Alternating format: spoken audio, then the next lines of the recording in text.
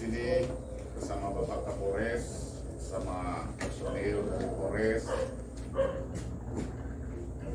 untuk tatap muka sesuai dengan petunjuk dari Bapak Ketua dari Bapak Perlindungan Purba menghubungi kami atas kejadian di hari Kamis yang lalu. Dan saya jujur, Bapak-bapak sangat terkejut karena hari Kamis itu saya sudah bersalam-salaman, bermaaf-maafan dengan Pak Pastor hari Kamis itu setelah kejadian. Dan saya sebagai manusia biasa sudah menghargai dan betul-betul menghormati pastor pada saat itu, dan sudah mengaku salah di hadapan pastor, dan bahkan pastor memeluk saya dan mendoakan saya pada saat itu. Tetapi karena mungkin ada umat-umat di luar yang mendengar berita itu menjadi tersinggung atau bagaimana, inilah yang menjadi permasalahannya, sehingga hari Sabtu itu ada muncul berita. Sementara dari mulai hari Kamis itu cuma saya dengan Pak Pastor betul-betul sudah baik, dan Pak Pastor sudah menganggap kami sebagai saudara. Maka dengan itu, dengan adanya masih riak-riak ini, sekali lagi saya mengatakan mohon maaf yang sebesar-besarnya kepada Pak Pastor secara langsung dan kepada umat Katolik secara umum dan kepada masyarakat pada umumnya. Demikian Bapak-bapak. Purba. Tadi sudah disampaikan ya kata pengantar dan dalam doa yang disampaikan Amang Pastor bahwa kita sebagai umat Tuhan harus hidup dalam kasih. Jadi atas nama pimpinan Pak Kapolda, kemudian saya sebagai Kapolres ya mengucapkan terima kasih dan permohonan maaf kami ya kepada seluruh umat Katolik, bukan hanya di Tomo ya, mungkin di seluruh Indonesia, seluruh dunia yang mengetahui atau mungkin mendengar kabar ini, dan secara khusus untuk Amang Pastor sahabat Nababan ya, kemudian Amang Pastor semua yang hadir di sini, Amang Haribos sebagai tokoh masyarakat, orang tua kami sadar bahwa apa yang mungkin menjadi ketersinggungan ataupun kesalahan sebagai manusia biasa, mohon kami dimaafkan ya, seperti yang tertulis dalam Matius 12 ayat 30 sampai 31 ya, bahwa hukum kasih kita harus bisa saling mengampuni, kita harus sabar, murah hati, dan kita harus menabur kebaikan-kebaikan. Kami akan belajar dari permasalahan ini, dan kami siap untuk berubah ya, untuk seluruh masyarakat.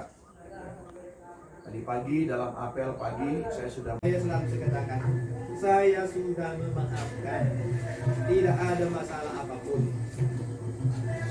Nah, untuk kita semua, kita petik, saya selalu katakan ada hikmah. Dan lihatlah, persaudaraan ternyata tidak harus dibangun ketika saya baik dengan Bapak ini. Tidak. Ketika saya baik dengan Bapak Kapolres, itu namanya dobut des dalam istilah gereja Katolik. Ku beri kepadamu, berikan kepada saya. Kebaikan tentu akan memberi. Yang lebih hebat adalah kalau kita bisa menumbuhkan persaudaraan dari senggolan-senggolan, selisih-selisih. Ini lebih hebat. Kenapa? Karena dua belah pihak menunjukkan dirinya yang tidak berarti apa-apa.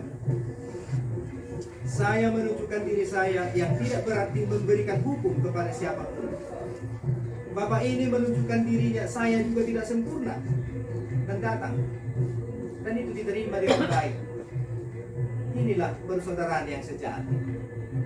bukan karena Bapak datang kepada saya minum kopi, karena Bapak memberikan saya sumbangan tertentu. Itu bukan sejati namanya. Kalau mau membuktikan kesejatian di sini, maka malam kemarin saya katakan kepada Kak Tumas itu, yang teman kita ngomong, Pak Suraman, dari hati terdalam saya, jangan Pak Tobing menerima sanksi apapun dari kejadian ini. Biarkan Pak Tobing bersama kami, bersama saya membangun. Karena Pak Tobing ini saya anggap dan saya harap akan menjadi corong kebaikan di antara korps di sini. Siapa nanti yang akan memberikan kesaksian? Saya dulu pernah tersandung, saya dulu pernah kena batu yang besar, tapi saya mengalami begini. Pak Tobing harus menjadi saksi, memberikan kesaksian di antara korps. Saya akan menjadi saksi untuk banyak orang. Ketika saya mengatakan saya tidak melakukan balas dendam, supaya Bapak tahu, di ruangan itu saya lampiaskan di hadapan Bapak ini dengan Pak Purba segala gejolak emosi saya. Saya katakan ke Bapak ini, mau hari ini juga saya turunkan pangkatmu bisa. Bukan kita pun dalam laporan saya, itu habis. Saya katakan begini, itu habis saya. Mau ke telepon sekarang Kapolri, bisa. Tapi itu kan Bapak tidak lakukan. Saya tidak melapor kepada siapa-siapapun. Saya tidak membagikan kepada siapapun. Saya tidak konsultasi kepada siapapun. Saya yakin Tuhanku akan menunjukkan sesuatu yang baik untuk ini. Hanya kepada Bapak ini saya katakan, Pak Bultom sudah datang kepada saya dan sudah menunggu saya mulai jam 1 sampai setengah 3. Tidak ada kebohongan saya di situ, dan saya katakan, ini orangnya mengklarifikasi bagaimana kejadian. Maka saya katakan kepada Pak Bultom yang telah berani dan bersedia memberikan berita ini menjadi pelajaran untuk kita semua. Jangan kita salahkan Pak Bultom. Jangan katakan sama pihak apa di sini. Mari belajar bersama. Kalau mau lebih baik, kalau kita mau hancur-hancuran, mari kita tahu ini hancur-hancuran namanya. Tapi bukan itu yang saya inginkan. Terima kasih atas berita itu, sehingga kita banyak mengetahuinya. Tapi yang tidak diketahui adalah bagaimana saya dengan Pak Tobing malam itu kan tidak diketahui orang. Itu tidak diketahui. Maka hari Sabtu itu diulang. Kami juga ngomong sama apa yang kami omongkan di ruangan, itu juga yang kami omongkan hari Sabtu itu. Nah, di video yang terakhir yang diambil, nah itu Pak Kapolres, harapan saya, katakan kepada siapa pengambil keputusan dalam tindakan disipliner seperti ini, kalau ini dikatakan mencoreng wajah Polri, pastor yang bersinggungan langsung dengan yang bersangkutan mengharapkan seperti ini, tidak dipindah dan tidak diberi sanksi apapun hebat-hebat. Jadikan Pak Tobing menjadi teman saya, menjadi teman kita bersama, menjadi corong kebaikan dimanapun. Harapan saya, itu dari terdalam hati saya tidak mau menghukum. Dan inilah yang harus kita pelajari. Ini harus kita tunjukkan kepada banyak. Di tengah gampangnya orang melapor, kan? Di tengah gampangnya orang sekarang selalu mempersalahkan, kenapa kita dari semua sendiri tidak bisa mengatakan si boru buas, si boru bakar, molo dung kuas sonang suadama. Begitu.